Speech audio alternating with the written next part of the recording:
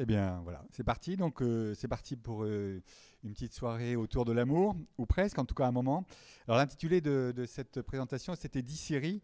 C'est quoi l'amour? Alors, je pourrais être Siri et lui l'amour, mais c'est pas crédible. Voilà, surtout pour l'amour, mais encore moins, encore moins pour Siri. Oui. Mais globalement, c'est quand même une problématique qu'on se propose d'inscrire à un questionnement plus large. Et avec trois questions, d'où venons-nous, où allons-nous, et entre les deux que faisons-nous? Alors c'est une question qui se pose un peu au niveau de l'espèce humaine, donc à un point de vue collectif. Si l'Homo sapiens est apparu il y a environ 200 000 ans, il se démène depuis pour ne pas disparaître. C'est vrai que c'est une croissance quantitative depuis les démarrages plutôt réussie, mais on peut se poser des questions sur la qualité. Alors pour lui et son biotope. Alors passer d'une contingence subie à une contingence choisie, c'est-à-dire des choses qui nous sont imposées depuis le début, et on n'a pas choisi, on les a subies, enfin notre espèce en tout cas. Mais entre les deux, eh ben, finalement, qu'est-ce qu'on fait? On s'aime. Au niveau individuel, on pourrait se poser des questions en trois temps aussi également, puisque nous naissons, puisque nous mourrons, et comment se distraire entre ces deux extrémités? Eh ben, c'est une contingence sur la finitude, c'est vrai, mais qui peut être sublimée en imaginant qu'on est relié à une communauté intemporelle et éternelle, hein, qui sont en fait celles des générations qui se succèdent, et sans interruption en tout cas depuis que ça a commencé. Alors comme chaque corps a un début et une fin, que fait-il dans sa vie? Ben, il naît de l'amour, il est aimé, en général, il aime à son tour, souvent, et il meurt entouré d'amour, souvent, mais pas toujours. Alors au niveau des slides, eh ben, on pourrait peut-être faire défiler le suivant, Alors, s'il vous plaît. juste quand même pour le commenter, parce que je ne sais pas pour ceux qui nous connaissent un petit peu, il y a the bad and the heavy, hein, comme on dit, et qu'il a quand même une vision de l'amour extrêmement forte, vous l'avez compris. L'objet ici, c'est que moi je vais essayer aussi de montrer qu'il y a des travers, il y a aussi des expressions auxquelles on ne s'attend pas.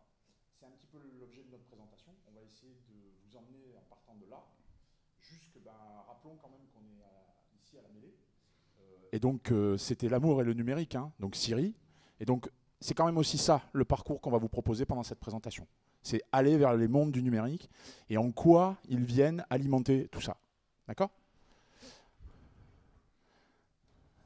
C'est bon, tu as le suivant.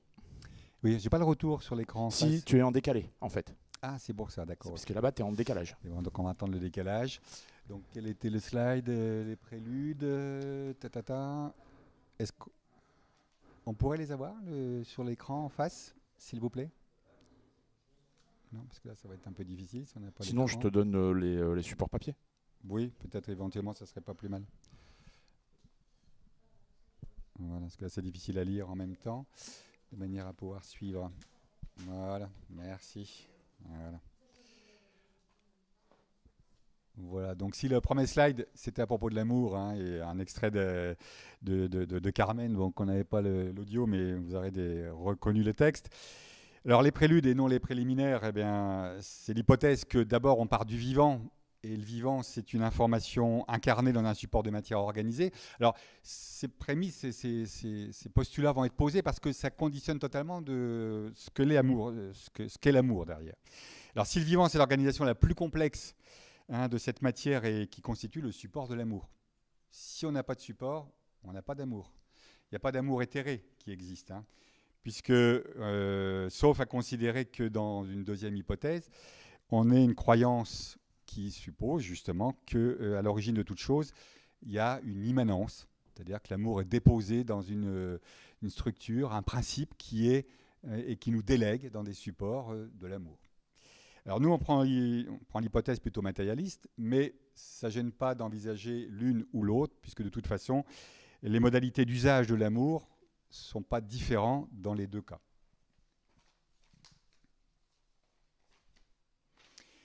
Alors, dans une vision matérialiste, un être vivant est un corps qui forme lui-même sa propre substance.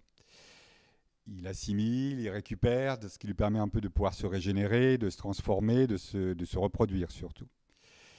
Et aussi, ce qui est très important, c'est que l'être vivant s'oppose au processus d'entropie, hein.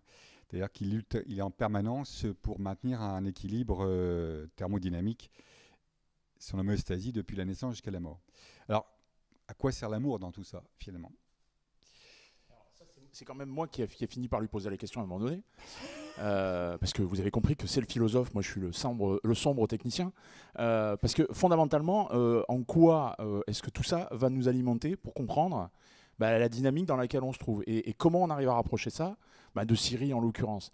Il y a quand même ici les fondamentaux qui initient ce sentiment, cette sensation, cette valeur.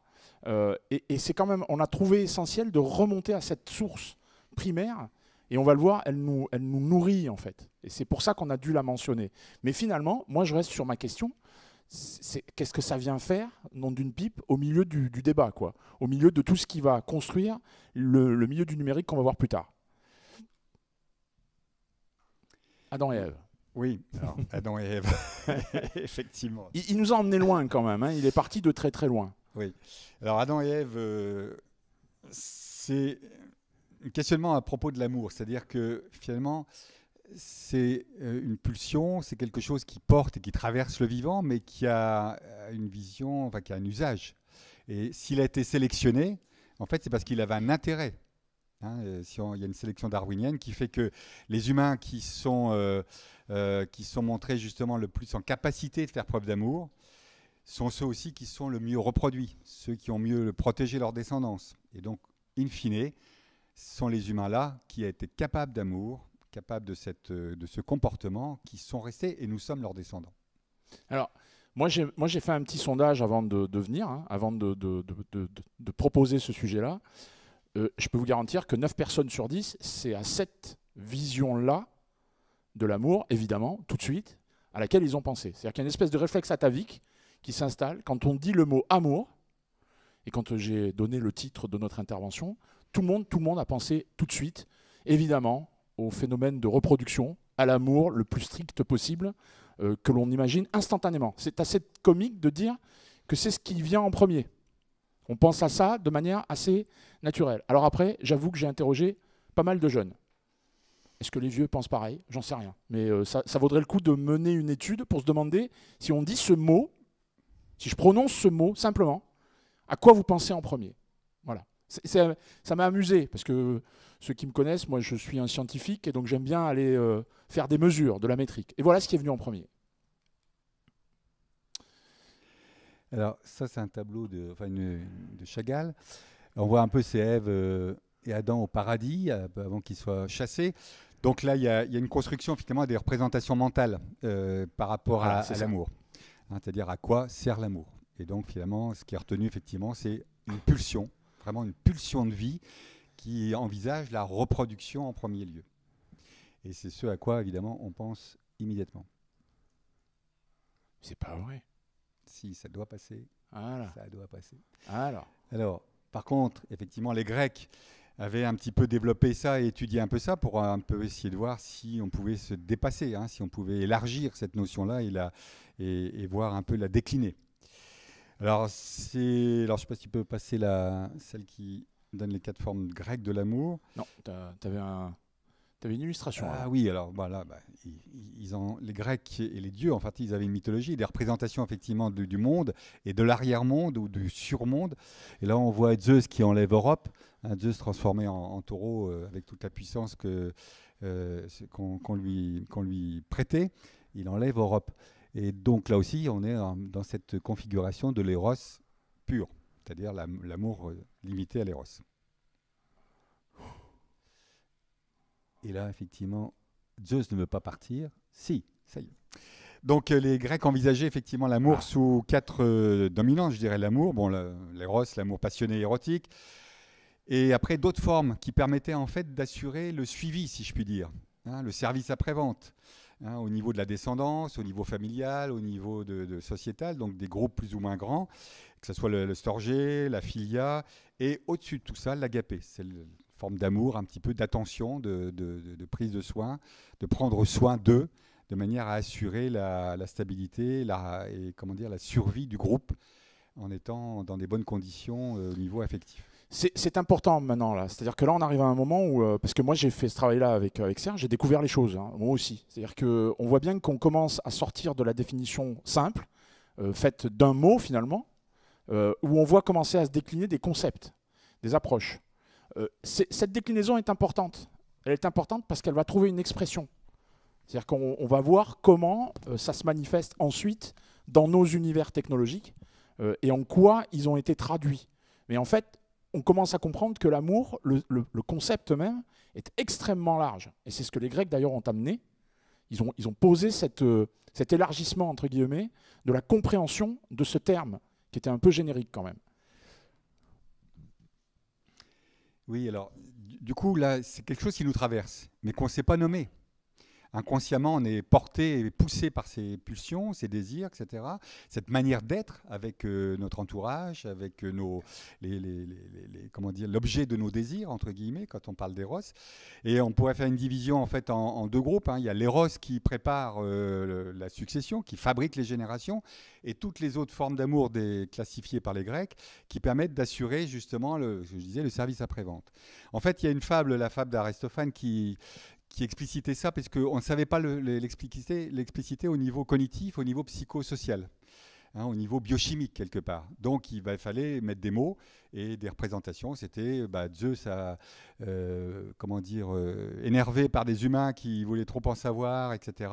Les a divisés en deux et les a condamnés, entre guillemets, les a condamnés à vouloir à tout prix se retrouver. Alors, initialement, on dit toujours homme-femme tant que le binôme femelle-mâle, mais en fait, au départ, c'était aussi bien mâle-mâle, femelle-femelle, etc.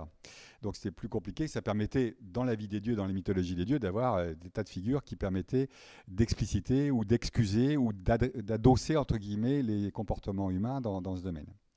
Alors du coup, ça nous a emmené, et ça a traversé notre culture, vers à la fois un espèce d'idéal platonicien qui faisait que l'amour était un catalyseur, le catalyseur d'une forme de transcendance, c'est-à-dire qu'il s'agissait de se sublimer. Et pour ne pas être toujours pris ou enchaîné à la pulsion du désir de type érotique, hein, du désir de l'autre, et du désir de posséder, de retrouver sa moitié manquante pour engendrer. Transcendance, hein. Donc bon, je ne sais pas lesquels ici sont familiers de ces univers numériques-là. Donc on commence à trouver ici quelques ancrages.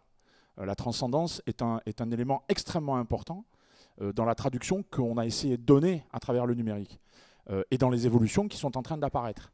Donc important de voir que partant d'un mythe, alors c'est drôle parce que Serge tout à l'heure vous a dit que il y avait la vision que je qualifierais de darwinienne, hein, de complètement évolutionniste, et qu'à côté de ça, il y avait une vision déiste, pour ne pas la nommer autrement, et c'était les deux premières hypothèses hein, qu'on a données au départ. C'est quand même assez drôle de voir que jusque-là, on a quand même été nourri beaucoup par des mythes issus de Dieu. Hein. Zeus, ici, fait son œuvre, donc en tant que Dieu, et scinde l'humain en deux, homme et femme, la plupart du temps. Donc, mais cette transcendance-là, elle va s'installer et on va voir qu'elle s'est traduite dans la société. Et parce que pour faire écho à ce que tu dis, effectivement, là, il y a une vision un peu moniste, c'est-à-dire que là, c'est ça. Voilà, la vision moniste ou la vision dualiste. Et la vision moniste, on dit que le corps et l'esprit, c'est la même chose et que l'un procédant de l'un de l'autre, finalement, les expressions sont en fait ont pour origine le corps et l'esprit, et la complexité de l'esprit qui génère toute une représentation mentale. Et la vision dualiste, c'est dire qu'il y a un corps, c'est une espèce de support, de contenant, dans lequel des dieux, par exemple, ou un principe divin a déversé un esprit et une âme, et puis avec tout ce qui va avec, dont l'amour, par exemple. Alors moi, je rajouterais quand même un autre principe, hein, parce que c'est un grand débat entre Serge et moi. Il y a peut-être un principe quantique aussi. Mettez ça quelque part dans vos esprits, parce qu'une fois qu'on a dépassé le monde des dieux, on peut peut-être commencer à se rapprocher aussi de nos univers à nous. Il y a peut-être un principe quantique qui œuvre quelque part par là. D'accord ? Je t'en prie. Voilà, ce qui fait que de nos jours, où on baigne encore hein, avec tous ces aspects-là, il y a un peu des confusions. Il peut y avoir des confusions un petit peu, parce que dans les sociétés occidentales, ça paraît moins catégoriel. On n'a pas à l'esprit forcément ces divisions comme ça de type tel que le décrivaient les Grecs antiques. Et le concept général renvoie plus à un sentiment de l'ordre, en dehors de l'aspect éros, de tendresse, d'empathie, etc. On parle beaucoup de cœur dans nos sociétés actuelles. Mais en fait, on a quand même objectivé le même binôme, en fait, hein, coopération versus compétition. Et ça transparaît un petit peu dans nos relations sociales à toute échelle. Et si on promeut le côté un petit peu coopératif, on voit bien qu'on vit quand même globalement dans plutôt un système compétitif. Alors Serge m'a perdu parce que je ne sais même plus où on en est. Là, tu en étais. Voilà, c'est ce que tu viens de dire. Ça, c'était la partie compétition versus coopération. Voilà, donc ce qui fait qu'on peut passer au suivant. Voilà. Ah, ouais. Voilà, ce qui mène au questionnement. C'est-à-dire, en fait, l'idée dans la philosophie en général, c'est d'abord de prendre conscience de ce qui nous agit, de ce qui nous fait bouger, etc., pour ensuite pouvoir agir aussi. La philosophie, c'est pas simplement une réflexion purement intellectuelle. C'est l'amour de la sagesse. La sagesse, c'est comprendre, prendre conscience et aussi agir en fonction de ces prises de conscience.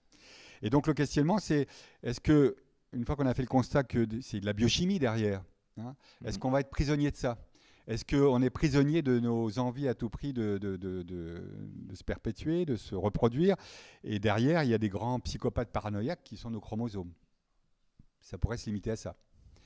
Et donc, la version, la deuxième strate, la deuxième dimension qui est intéressante de notre humanité actuelle, c'est qu'on a une version culturelle, une dimension culturelle. À la fois prendre connaissance et pouvoir agir autrement. C'est-à-dire sublimer et créer quelque chose de nouveau. Et donc faire vivre l'amour au sens de pulsion à être avec les autres, prendre soin d'eux, pour qu'eux-mêmes prennent soin de nous-mêmes. Et c'est là que ça devient intéressant. C'est un principe fondamental de la philosophie, c'est-à-dire que quelque part, et ça c'est important de toujours le rappeler, nous on n'a aucune vérité à transmettre. L'idée c'est vraiment d'arriver à ces choses-là et à se questionner fondamentalement. C'est une démarche de questionnement, la philosophie. Donc ici on vous soumet déjà des questions que nous-mêmes on a pu avoir, que l'on soulève à travers notre réflexion. Et c'est important, parce que c'est le mécanisme fondateur de la philosophie, cette démarche en fait. Oui, et celle-là, elle recouvre tous les aspects de la vie. C'est-à-dire que lorsqu'on se pose un peu des questions sur l'amour, quand on a commencé à travailler là-dessus, en fait, ça a permis un peu d'éclairer un peu quelles étaient nos pulsions un petit peu et comment on avait transcendé, transformé pour aller au-delà et agrandir. C'est ça, un peu ça qui est intéressant, quoi. Donc du coup, derrière, c'est chercher un peu la lumière. Ça fait un petit peu comme ça. Un peu plein d'emphase cette affaire-là. Mais si on avait un peu ça, et c'est intéressant lorsqu'on travaille sur des aspects technologiques, sur des aspects très concrets du quotidien, on peut escamoter un peu toute cette dimension-là de questionnement, dire à quoi ça sert, pourquoi je fais ça, et pourquoi j'utilise les outils numériques en fait pour retrouver par exemple l'amour avec les outils numériques. Alors il y a quand même une autre dimension ici, c'est que soit on va accepter ce que le numérique est en train de créer pour nous. C'est-à-dire qu'il est en train de fabriquer des tas d'expressions. Et donc là, on est plutôt on choisit de changer notre regard et de l'éclairer différemment, d'éclairer notre chemin différemment. Soit on reste dans l'ancien paradigme, celui qui est courant d'ailleurs, il est ancien, mais c'est celui que l'on vit, et où on attend quelque chose qui vient d'en haut, qui vient de quelque part. Donc c'est là où va se trouver la possibilité de questionner les choix qu'on va faire en matière de mise en œuvre technologique. Et on va voir que les expressions technologiques, il y en a beaucoup, en fait. Il va falloir qu'on fasse des choix. Et il va falloir qu'on fasse des choix. Alors là, on a choisi la lumière tous les deux. Éclairer, tant faire se peut. Là, je te laisse un petit peu passer, justement. Tu veux que j'avance plus ? Oui, oui. Te lancer un petit peu, toi, c'est ça, c'est-à-dire qu'en fait, ce qui se passe, c'est qu'avec le numérique, comme l'a dit Serge, au départ, donc on a questionné la vue de haut, c'est-à-dire on est parti de très très loin. On est remonté jusqu'à Adam et Ève, et même avant. Mais finalement, la vraie question, c'est est-ce que le numérique n'amène pas l'émergence de nouvelles formes d'expression de l'amour, de nouvelles formes de manifestation de l'amour ? C'est véritablement une question de fond qu'on s'est posée, et on a essayé de l'illustrer à travers pas mal d'exemples qu'on va essayer de voir. Je pense que c'est moi qui prends le... Alors, les formes, juste pour qu'on se recadre et qu'on se réancre par rapport à tout ce qu'on vient de vous dire, qui probablement pour certains est un petit peu au niveau. Moi, je me suis demandé, mais ces 4 formes, est-ce qu'elles s'expriment aujourd'hui dans les outils du numérique et dans les développements qui sont faits ? Ben oui. Alors l'éros, je n'ai pas besoin de vous donner des exemples. Des sites de rencontres, je crois qu'il y en a plus que le bon Dieu pourrait en bénir. Là-dessus, il n'y a pas... Oui, excuse-moi, voilà. Il a la vision moniste et moi la vision dualiste, que voulez-vous. Donc là-dessus, je pense qu'il n'est pas la peine de vous donner plus d'illustrations que ça. Par contre, les autres, moi, j'avoue qu'au début, je me suis questionné, je me suis demandé. Mais en fait, si. Bon, la famille, les proches, le storgé, bah, en fait, c'est tout ce qui concerne des groupes d'échange pour rassembler des passionnés, des sujets. Donc, on sait très bien les formes que ça prend. Hein. Alors, bizarrement, c'est les mêmes médias, souvent, mais qui sont utilisés pour faire autre chose. Donc, le storgé existe aussi dans le monde numérique. Le Philae, bien évidemment, les prochains, les autres, le nombre de milieux associatifs qui tirent profit d'outils du numérique pour lancer des initiatives, ben, l'association Les Amis d'Aristote, dont vous avez ici 2 représentants, la mêlée, regardez la mêlée, ce qu'elle serait sans les outils du numérique qui permettent de communiquer, etc. Donc ici, le Philae, il existe véritablement et il s'est manifesté et il a pris corps dans le monde du numérique. Et enfin, le dernier finalement, c'est peut-être le plus connu, en fait. Ben, quand vous avez des sites dont je vous ai parlé, hein, Médecins sans frontières, l'UNICEF, l'ONU, les mouvements de soutien quand il y a des catastrophes, qui nous dépassent, qui dépassent le simple groupe, le simple copinage, etc., et qui servent à aller lever des fonds et soutenir des causes, ben, on voit bien que le numérique a pris sa place, existe, est devenu d'ailleurs un levier extrêmement puissant, démultiplicateur des causes et de l'écho qu'on peut leur donner. Donc, en fait, en creusant, je me suis rendu compte que tous ces univers de l'amour, parce que ce sont des expressions, je dirais des dimensions, alors là on retombe dans le monde des techniques, hein, des dimensions amoureuses, ben elles existent, elles s'expriment. Ce qui est intéressant, là, je pense, c'est bien toujours faire la jonction entre les présupposés de base, c'est-à-dire ce qui nous anime quand on vit l'amour à travers nos corps et nos esprits, et les rattacher à ces formes d'expression-là. Parce que souvent, c'est un petit peu distancié. On a une vision un peu utilitariste, on dit médecin du monde, bon bah oui, c'est normal de sauver ou d'aider à sauver.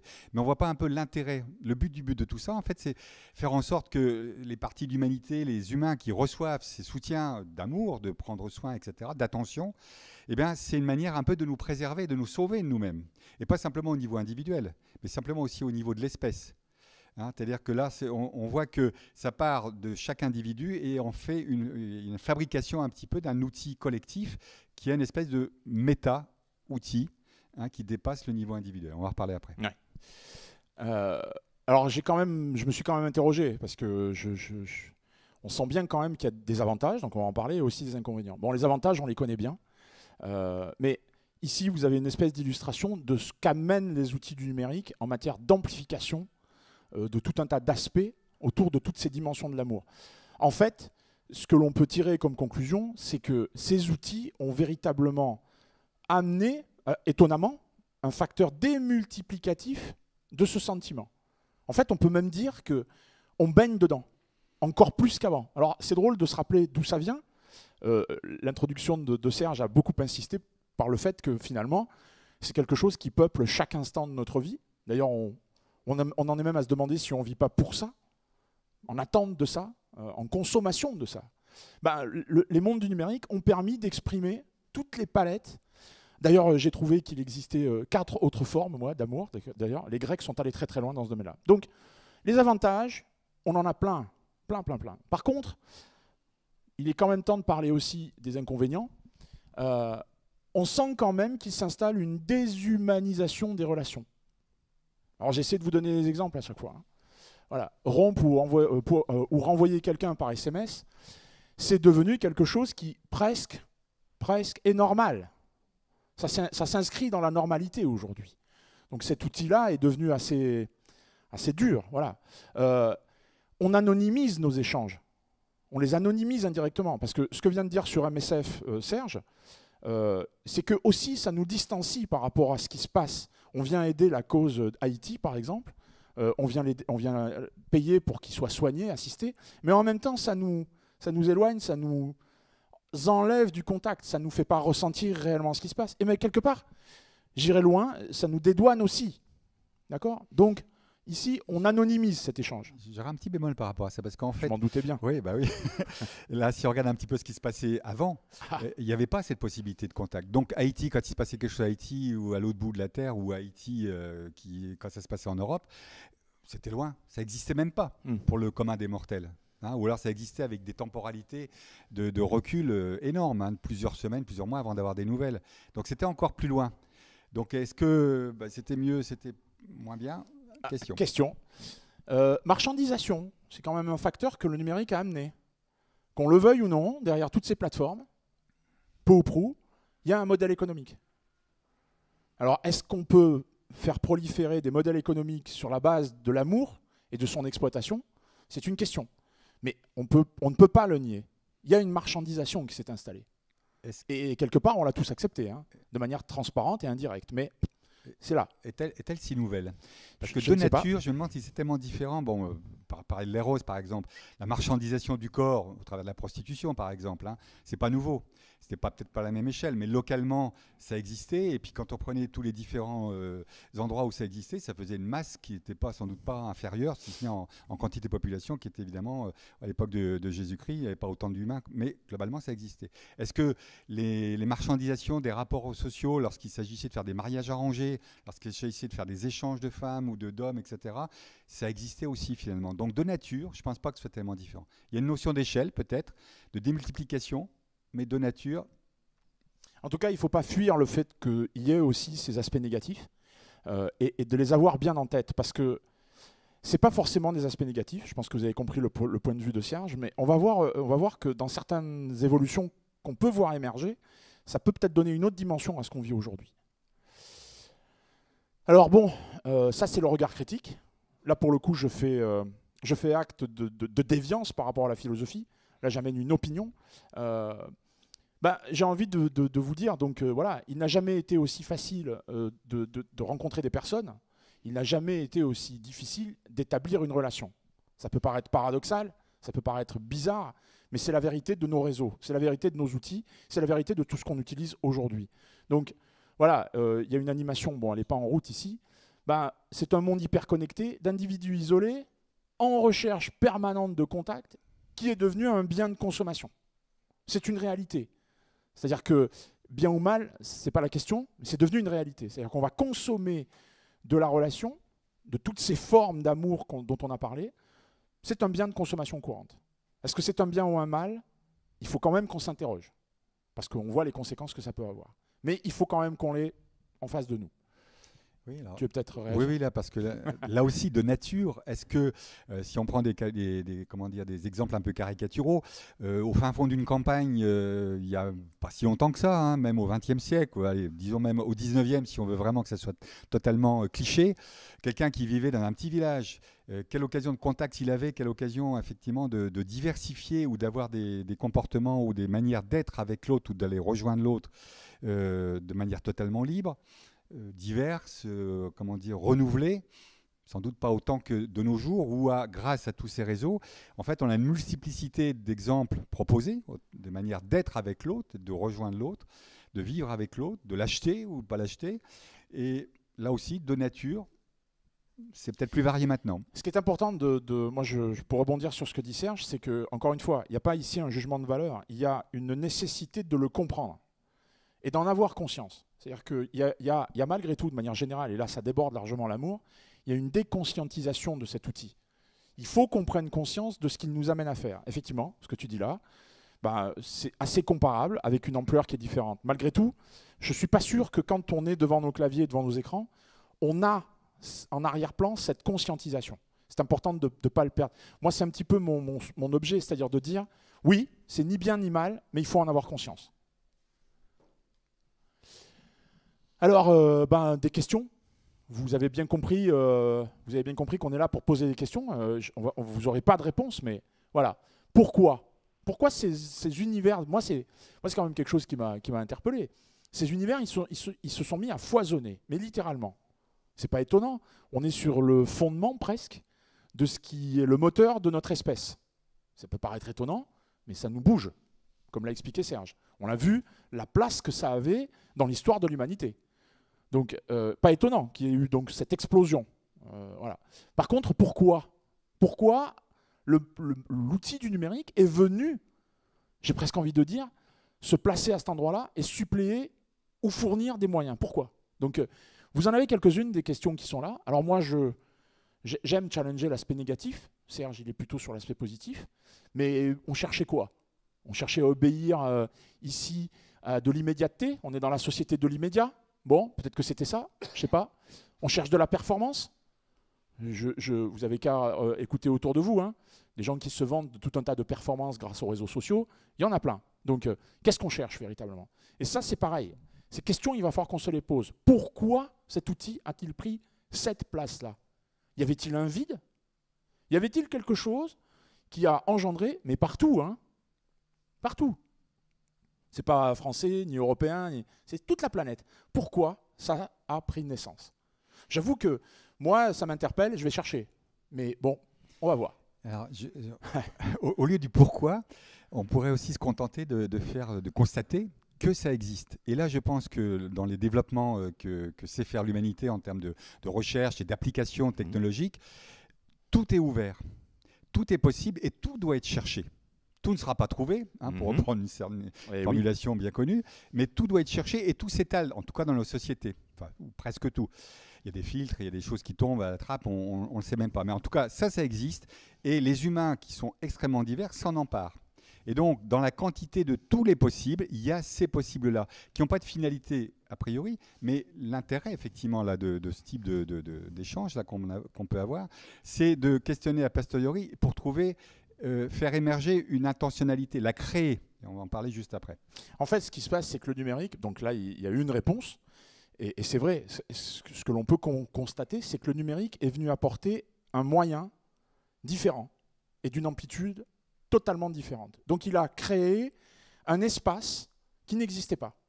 Et donc viscéralement, l'humain, il l'a conquis par sa première pulsion et il est allé exprimer ces dimensions-là. C'est vrai. Mais moi, j'aime pas amener les réponses. J'aime bien que ce soit vous qui cherchez les réponses. Du coup, je me suis aussi mis en perspective en me demandant, mais bon, aujourd'hui, je vous laisse aller naviguer vos outils, vos messageries, etc. Et vous allez voir les expressions qui sont là. L'idée, c'est de se demander, mais c'est quoi l'avenir? C'est quoi un avenir potentiel ou des avenirs potentiels? Comment ça va évoluer? C'est un petit jeu, on va se dire, voilà. Moi, j'ai appelé ça j'ai 4 scénarios. Donc, il y a l'immersion, la perfection, le caring et la tenderness, la tendresse, d'accord? On va essayer d'aller vite parce que je vois qu'on est un peu pris par le temps. L'immersion, c'est quelque chose que vous avez vu apparaître dernièrement, hein, qui est celui qui consiste à faire 2 mouvements dont je ne sais pas qui l'emportera. C'est soit nous prendre, nous, tels que nous sommes, et nous immerger à l'intérieur d'espaces complètement virtuels qui vont nous donner alors un effet démultiplicateur sur tout ce qu'on va pouvoir y faire. Bien évidemment, vous le voyez, c'est un univers où on est appareillé. On est équipé de tout un tas de choses qui nous connectent à un monde virtuel. L'autre version immersive consiste à projeter le virtuel, à projeter les univers virtuels dans le réel. Là aussi, on est équipé, mais pas pour la même chose. On se met à voir dans le monde réel des choses qui viennent du monde virtuel, qui sont fondamentalement intangibles.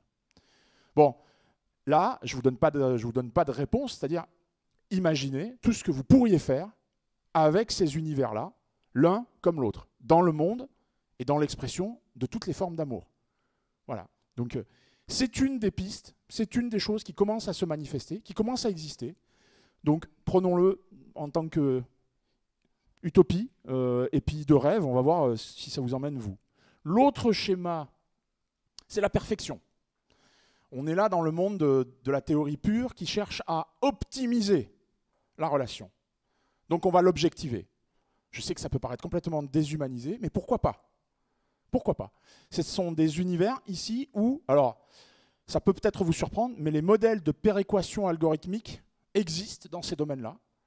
Et ils prétendent, et ça commence à venir, qu'ils vont vous vendre la relation parfaite, le groupe parfait, celui avec lequel vous allez pouvoir vous marier au sens le plus large du terme, de manière parfaite. Voire même ces algorithmes, certains, commencent à vous dire, on va même vous dire quand cette relation doit être rompue, ou changer, ou doit évoluer. C'est une humanité, je vous laisse décider si elle vous plaît ou pas. Mais sachez que ces mondes-là commencent à arriver, ils commencent à s'installer. Alors poussés évidemment dernièrement par l'IA, mais pas que. Vous avez le caring. Le caring, c'est véritablement prendre soin. Vous voyez, on retrouve quand même les 4 formes indirectement. Voilà. Alors le caring, ça c'est par contre une réalité qui s'installe véritablement à travers toute la planète. Mais on peut légitimement poser les questions qui sont là-bas. Qu'est-ce que la relation humaine? Vous voyez cette vieille dame là-bas qui embrasse un robot, elle embrasse véritablement ce robot. Elle lui fait une bise, c'est-à-dire qu'elle lui exprime un sentiment, un amour. Elle est heureuse de l'avoir avec elle. Vous le voyez, ce sont des robots la plupart du temps qui viennent aider, assister des personnes en difficulté, le handicap, la personne âgée. Malheureusement, l'humanité vieillit. C'est une réalité. Donc ça questionne, c'est quoi fondamentalement la relation? Voilà. Qu'est-ce qui est véritablement nécessaire dans une relation de type amoureuse? Voilà. Autre univers qui est en train de... Lui, par contre, il est en train de se déployer. Hein. Il s'installe un peu partout sur toute la planète. Hein. C'est une réalité. La dernière, donc la tendresse, on en revient toujours là, c'est quand même aujourd'hui une émergence forte. Alors le pays le plus en pointe, c'est le Japon, mais c'est une émergence extrêmement forte de supplétifs, on va les appeler comme ça, à la présence humaine, à travers des représentations de plus en plus sophistiquées, de plus en plus humanoïdes, avec des simili-sentiments ou des capacités mimétiques. Moi, ce qui m'a frappé dans ce domaine-là, c'est ce qui s'est passé, je crois que c'était cet été ou au début de l'été, le premier mariage officiel, reconnu, d'un Japonais avec ils appellent ça des baby dolls, donc une poupée. Donc j'ai pas la peine de vous faire un dessin à quoi ça peut servir, mais il s'est marié. Et ça a été reconnu officiellement. Donc il y a ici une autre brèche qui consiste à dire, et qui questionne à nouveau la relation, qu'est-ce qu'on met derrière cette relation et jusqu'où est capable d'aller l'humanité. Bon. Elle peut aller loin, je pense. Elle peut aller loin parce qu'en fait, au bout du compte, si on regarde bien, on vit dans un monde de représentation mentale. C'est-à-dire on n'a pas accès au réel. On a accès au travers de nos sens. Et ces sens amènent des infos, des stimulations, des stimuli au niveau de nos cerveaux qui fabriquent des images mentales. Vous n'avez jamais touché un photon, moi non plus. On n'a jamais touché des objets qui sont loin. J'ai essayé avec l'électricité, j'ai vu ce que ça m'a donné. Oui, des électrons. On a donc des transpositions de sens, de sensations, mais on n'a pas touché l'électron en tant que tel. Et on vit aussi donc du coup dans un monde de représentation mentale. Et on pourrait être aussi bien dans la matrice. Hein, si on fait référence à ce fameux film qui en parle. Et à ce moment-là, les manifestations d'amour sont toutes aussi valables. Celles qu'on vit dans notre imaginaire, celles qu'on vit avec des êtres de chair, celles qu'on vit avec des êtres virtuels, celles qu'on vit avec des êtres autres, donc incarnés comme des robots, mais qui sont des machines, plus ou moins intelligentes, entre guillemets. Est-ce que, finalement, au bout du compte, ce qui compte, c'est surtout le résultat émotionnel? Là, par contre, c'est une forme de dérive. Là, on est parti d'une pulsion qui aide à la vie, à la reproduction, au maintien et à l'épanouissement de la vie. C'est-à-dire qu'elle nous permet d'advenir au milieu de nos capacités en tant qu'humains conscients et présents au monde. Et là, on voit des dérives où on pourrait à la limite tourner en boucle juste pour le ressenti émotionnel. C'est là qu'est le plus grand, entre guillemets, danger, parce que ce n'est pas en tant que tel un danger, si, ça peut gêner pour la reproduction et quelque part le tarissement, en fait, hein, si on commence à vivre que dans ces univers-là, avec le ressenti émotionnel, c'est un peu comme une forme de dopage ou de drogue qui nous fait tourner en boucle, et du coup, tout le réel, pour le coup, n'existe vraiment plus dans nos capacités de reproduction. Mais le vrai danger aussi, la dérive, c'est effectivement qu'il nous prive de nos capacités à être humains au maximum. Par rapport à nous, par rapport aux autres et par rapport au monde.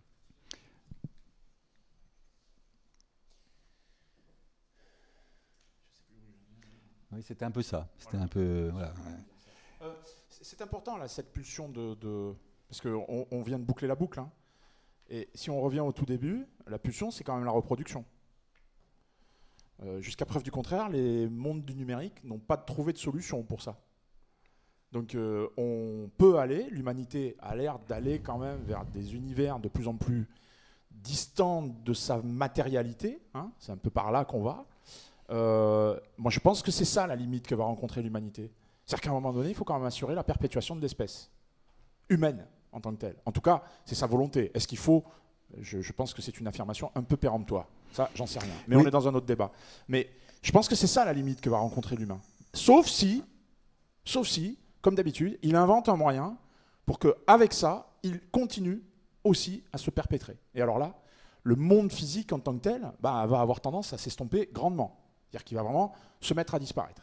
Oui, il y a des effets de seuil aussi. Par exemple, toutes ces communications, ces interrelations par des objets numériques, grâce aux objets numériques, créent une espèce de méta-humain, enfin méta-esprit. Hein, c'est le cloud qui vit avec lequel, donc, au travers des réseaux sociaux, entre autres, qui sont des outils. On se connecte, on y déverse des choses, de l'émotion, mais aussi des infos, et on va se servir aussi dans ce nuage, entre guillemets. Et donc là, ce nuage, en fait, c'est comme s'il vivait par lui-même, et on va se connecter et exister. Et donc là où je parle de méta-humanité, c'est-à-dire que l'évolution, elle pourrait être aussi, imaginer que, je parlais de vivre un peu dans son monde d'image mentale, imaginons qu'on soit capable de vivre uniquement sur des supports autres. On parle de transhumanisme par exemple, mais pas que. Et on pourrait imaginer effectivement une dérive qui nous fasse tourner en boucle et pour lesquelles on n'ait plus besoin de nos supports biologiques. C'est ça un peu un des outils à inventer. C'est un outil à inventer. Il est indéniable par contre que d'un point de vue purement physique et matérialiste, le cloud est définitivement un déversoir monstrueux de tout un tas d'informations, dont celle-là, dont celle qui concerne ce dont on a parlé aujourd'hui, tous les aspects de l'amour.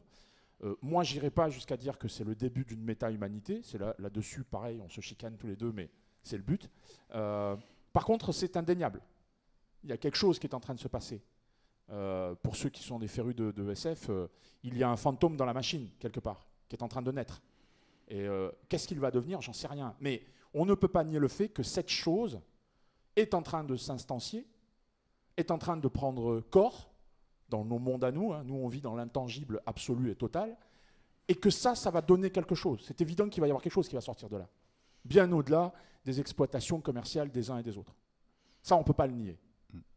Et ça, ce qui est fantastique, en fait, c'est qu'on est parti d'un outil émotionnel qui a été sélectionné par l'évolution darwinienne, et les humains, grâce à leur capacité effectivement d'esprit, hein, de complexité immergée du support, est capable de fabriquer de nouvelles choses, à la fois dans le monde réel, parce que c'est une transposition, ces échanges. C'est une transposition dans la manière d'être avec les autres. Donc physiquement, dans la manière dont on est relié. Même si au bout du compte, dans la reproduction, les gestes basiques sont là et encore là depuis le début des origines, ils n'ont pas changé fondamentalement. Mais la manière de les vivre, on est capable d'avoir inventé quelque chose de nouveau. Et c'est là que ça devient intéressant.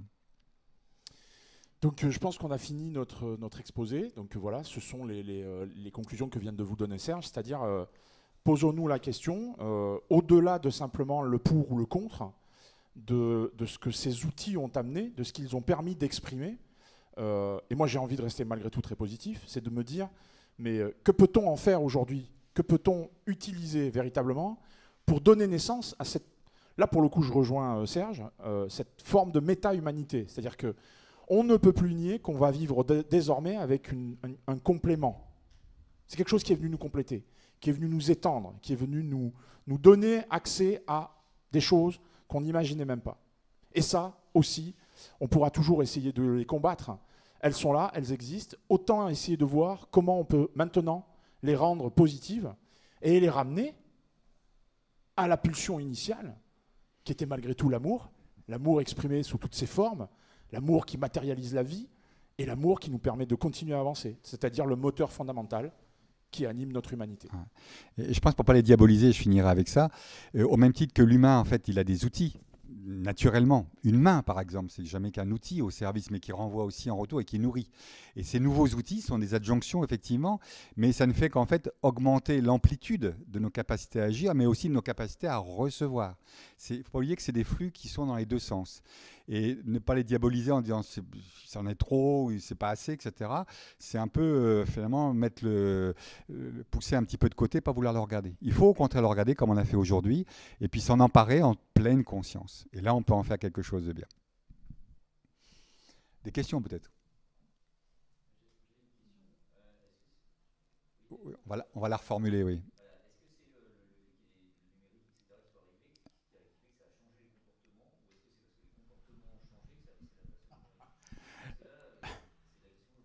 Oui, reformule la question. En gros, quel est le créateur? C'est la poule et l'œuf, quoi. Est-ce que c'est le numérique qui a engendré ces comportements, ou est-ce que c'est parce qu'on a créé que nous, on a eu le numérique qu'on a engendré?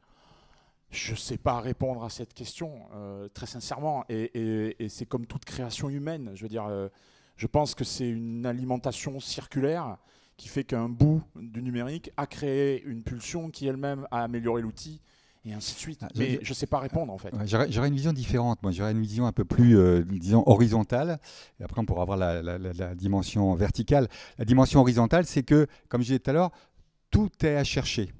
Et là-dedans, on trouve des choses. Et donc, ces outils en particulier sont jamais que des outils parmi d'autres. J'évoquais l'exemple de la main. Et donc, on s'en empare. Pourquoi ça a fait Flores et pourquoi ça prend de l'amplitude comme ça? Parce que ça fait écho à ces fondamentaux et c'est pour ça que c'est super important d'identifier les fondamentaux qui nous font vivre, hein, qui nous motivent et qui nous font agir par rapport à nous, mais par rapport au monde. Donc l'amour, c'est un outil. Et en fait, il existe une forme de darwinisme des évolutions technologiques. Hein. C'est pareil, c'est les mêmes principes. C'est-à-dire que tout va s'exprimer à un moment donné. Dans le darwinisme, enfin, les théories évolutionnistes, c'est ça. C'est toutes les formes de vie vont exister. Sauf qu'il y en a certaines qui n'ont pas de pérennité, qui vont naturellement disparaître, d'autres qui vont prendre le dessus et s'installer. Bah, c'est pareil, c'est-à-dire que je pense que toutes les formes d'innovation technologique ou de création de l'humanité, on peut répondre à la salle quand même, je pense. Ils sont là, hein, physiquement, eux, justement. C'est un petit peu l'objet du débat. Ça va s'exprimer. Et il s'avère que là, je pense qu'effectivement, l'humanité a dû trouver un terreau fertile pour laisser grandir une expression. C'est comme ça que ça a pris corps. Autre question. Voilà, alors juste à ce moment-là, je placerai ma dimension verticale, enfin. Parce que si on n'a pas de projet et qu'on a perdu un petit peu cette dimension pour se projeter, donner du sens à nos vies. Hein, on imagine assez facilement lorsqu'elle est inscrite dans le cadre d'un cadre, disons, de croyance, de foi, etc. On sait où on est, d'où on vient et où on va. Si on escamote un peu ça ou qu'on veut trouver d'autres chemins, on peut imaginer aussi qu'on se met comme projet de participer à la complexification de la vie et du projet qu'on peut avoir, même au niveau, je dirais, de l'univers cosmique. C'est-à-dire que l'humain va participer et avoir pour projet de créer quelque chose de plus grand que lui, de différent, y compris en escamotant l'homo sapiens sapiens. Pourquoi pas? Mais c'est Zeus, hein. On retombe sur la fable qu'on vous a citée. C'est-à-dire qu'en gros, il nous a punis déjà, hein, parce qu'on a essayé de les remplacer. On a déjà été punis plein de fois. Adam et Ève, c'est quand même la même histoire.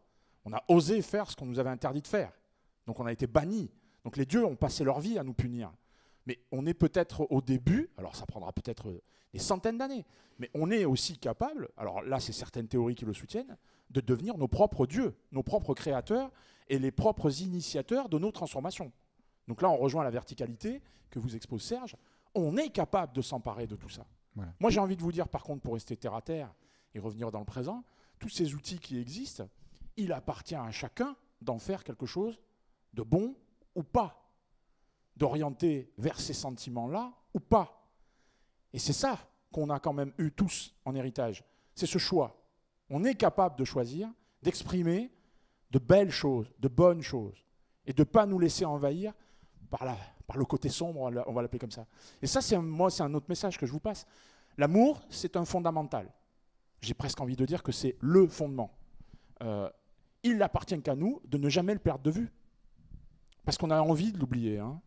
On a envie de se dire, bah non, c'est quoi ces bêtises, j'ai envie de répondre aux autres questions, performance, immédiateté, etc.